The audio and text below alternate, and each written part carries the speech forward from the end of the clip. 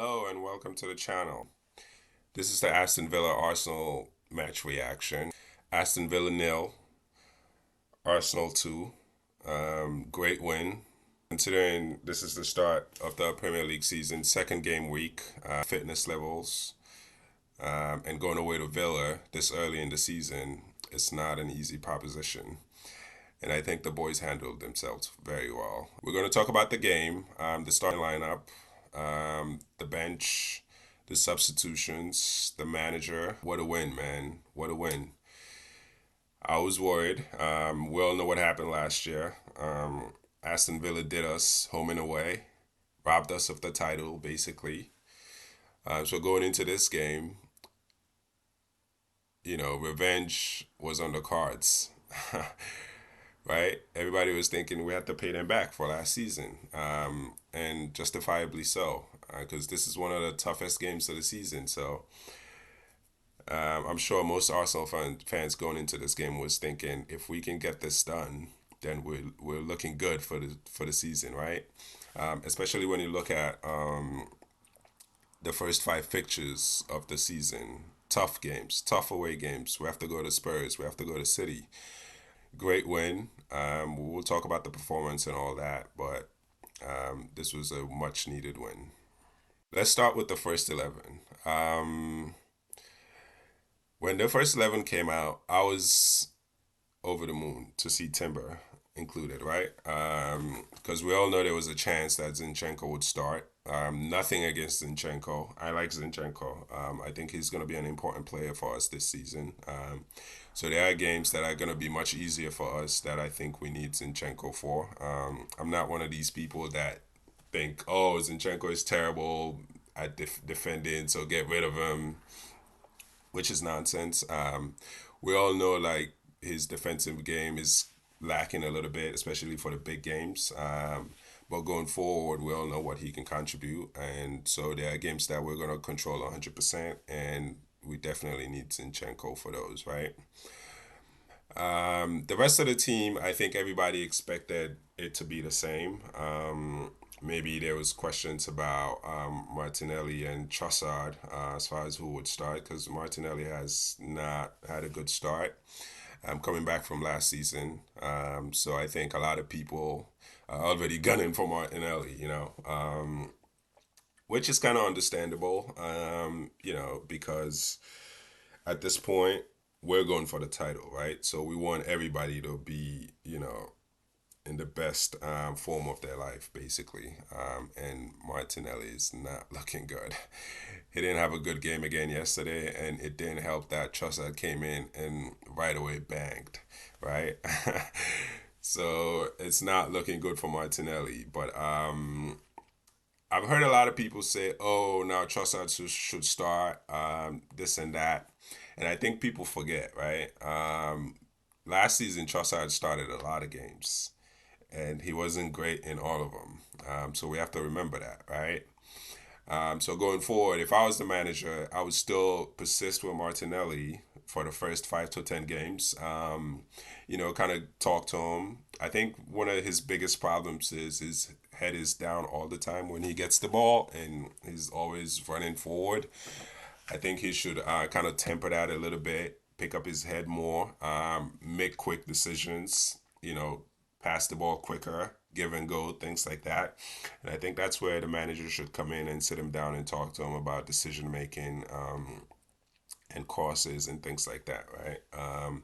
But yeah, I think Martinelli should stay in the lineup. I think Trossard is much more effective coming off the bench, especially in the second half. I kind of was happy that he made the change quicker than normal, like say the 60 to 65 minutes range. I think that's a good time to make that change, right? So going into the defense, let's talk about the performance. Gabriel. He does that from time to time where he kind of dwells on the ball a little bit and try to shield it, right? And it didn't work out today. But outside of that, I think he did well. Solid performance. Saliba, same thing. I think they both kind of had a solid performance. It wasn't perfect or anything like that, but I think they did well. Kept a clean sheet. I mean, look at that tackle on Ramsey, right? Saliba running from the center line, right? All the way and covered him and made the tackle. What a tackle that was. Recovery pace, crazy scary, right? But I think both of them had a solid game. Minus 102 kind of techie moments. I think Ben White was great, especially with the McGinn when McGinn kind of smashed the ball at Saliba. I was happy to see Ben White just give it back to him, man. I love that from Ben White, right? You got to stick up for your teammates, and so I love that from him, right? Timber, we all know, as we said, I was happy to see him come in the starting 11. Solid performance. We have to remember that he's still, recovering, coming back from that crazy injury last year.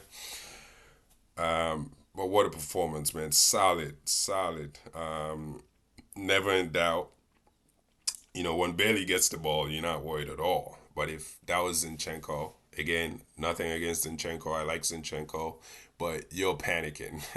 If you've seen Bailey running at Zinchenko, right? You're panicking. But I think Timber, solid performance. I would have made the change a little sooner because I could see already he was starting to cramp, and I think Arteta has to be mindful of that. Maybe same thing, 60 minutes, 65 minutes, make that change, bring Calafiori in. I know you're trying to hold Calafiori back because he just got here, but I think you also have to worry about Timber and make sure that he's fine and not, make him play that long this early. All right. Going into the midfield, I think it was a solid performance. Rogers, man. Whew.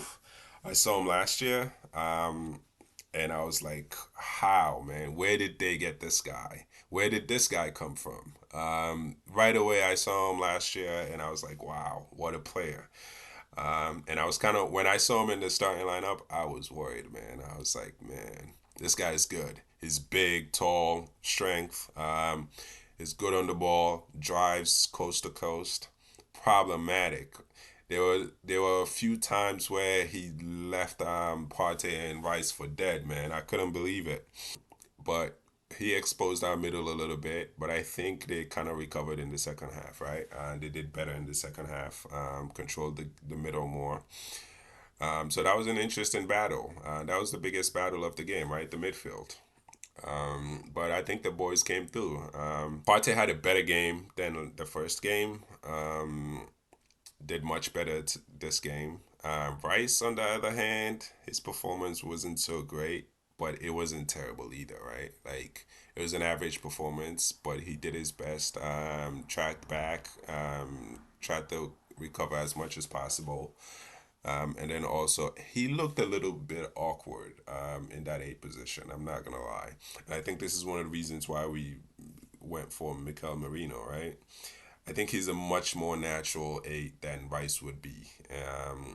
I think Rice is gonna go back into that sixth position, and I think maybe Partey would feature less, and then we'll go with Rice at the six and Marino at the eight, right? I think that's what the plan is. Let's talk about the forwards. I think we already touched on Martinelli. He didn't have a great game. I'm hoping he can recover from that, right? Make better decisions, pass the ball quicker, and things like that. But I think he should stay in the starting lineup. Saka, we all know what we get from Saka from game to game. Solid performance again. He wasn't great, but when it was time to, get that assist and kind of put that ball in the box, he did well. Solid performance from him. Odegaard, same thing. Solid performance. That miss though, man, wow. But I think maybe it was more the tension of the game, right? So, but I think he had a solid performance. Some of those footworks, man, crazy. Kai Havertz. one of my favorite players in this team. I know a lot of people like to talk about this and that about Kai Havertz. If he doesn't score an assist, people get onto him. But I don't think people understand, man. I don't think, and a lot of people that I see talk about Kai Havertz, you can tell they never played football at all. Like they don't understand spacing. You know, they don't understand that grind, right? When you look at it, Kai Havertz leads the line, like yes, right? Works his ass off. Wins his duels, links play. You know, he's doing all the dirty work that goes unnoticed. You don't realize it until he's not there. Like if he's not there, that's when you see like the work that he puts in. But a lot of times because he doesn't score an assist or he misses a chance, people go, Kai Havertz this and that. But I think he's one of the most important players in our team. And I understand completely what Arteta is doing with him. When he moved him to the striker position, I could tell right away the impact, the hard work, and things like that. So give him his flowers, man. Kai Havertz is very important in our team. Let's talk about the subs, right? Like I said before, I think the Timber sub should have come a little earlier. I think Calafiori should have come in maybe around the 60-minute mark, just so you don't have Timber exert himself that long. Just look after him a little bit. But I think Calafiori came in and did well. You can tell he enjoys playing for the Arsenal. You can tell he loves it, right? Even just like I think we have another Ben White on our hands. When he came in, he was messing with Martinez. That made me so happy, man. and he was just laughing it off. You can tell like he knows how to handle those situations, right? He's not gonna lose his head, right? Very confident performance, and I love the fact that he was in. One of the things I really love about him actually, that he's gonna follow the play, right? Like you saw him like run all the way into the middle and make tackles or pass the ball and things like that. And I'm going to talk about this a little later with Arteta and how controlled we are, how we're not expressing ourselves that much. When you look at the first half and the defense building from the back and how careful we are, Califiori is not one of those guys, man. Like he's gonna play smart, right? He's gonna, if he needs to go in the middle, he's gonna run in there, make the tackle, pass the ball out, and things like that. So I was really happy to see him, man. Let's talk about the manager and the performance, right? Because that first half was a little frustrating. I'm not gonna lie. Just the slow build up, the carefulness, taking our time, not taking enough risks. I think that's something the manager has to kind of rectify in these big games. We have to take more risks. Because that game was kind of dragging into a nil-nil, or maybe Villa was going to snatch it from us. The second half was much better, but I think the first half we were a little bit too careful. We were not kind of playing that ball in the middle. The midfield Partey was he did much better this game than last game, but the confidence is still not there. So they were being too careful, and we were not taking enough risks. Um, and I think we should have done better with that. Be a little more unpredictable, right? And I think we want to exact so much control over the game. And I think sometimes if it's not working, the manager has to kind of tweak it a little bit and just kind of be unpredictable. Because now Villa knows what we're going to do. Villa knows we're going to start building from the back, try to get the midfield involved. And so they kind of press in the middle and then boom, get at Gabriel, right? And they know that Gabriel has that in him, right? Um, just kind of holding on to the ball a little long. But I think the manager has to kind of tweak that a little bit. When it's not working, let's be a little more unpredictable. Let's release a little control of the ball, so that we can catch the other team off guard. Because when they have the ball, they get out of shape, right? When they're attacking, they get out of shape a little bit, and we can take advantage of that. When it comes to the subs, like I said before, I think you have to be mindful of injuries, right? Partey, Timber, people that have had big injuries in the past or that are injury prone, you have to manage them, right? And I'm looking over at Fulham right now. Smith Rowe, he's not playing the whole game. Because why? The manager's thinking about his injury record, right? I think Arteta has to do that, not make late subs for some of those guys. Even though Partey was playing well in the second half, I think you should kind of make that change early. You just save his legs so that you can have him for the next game. Because I think one of the reasons why some of these players get injured, excuse me, is because they kind of play the whole 90 minutes, and especially the older players, that can be problematic. But all in all, great performance. Well, not so great a performance. Even though we dominate possession, Aston Villa is a good team, man. Unai Emery is a good team, is a good manager. So it was a tough game, but great win. Proud of the boys. Proud of the performance away. First away game.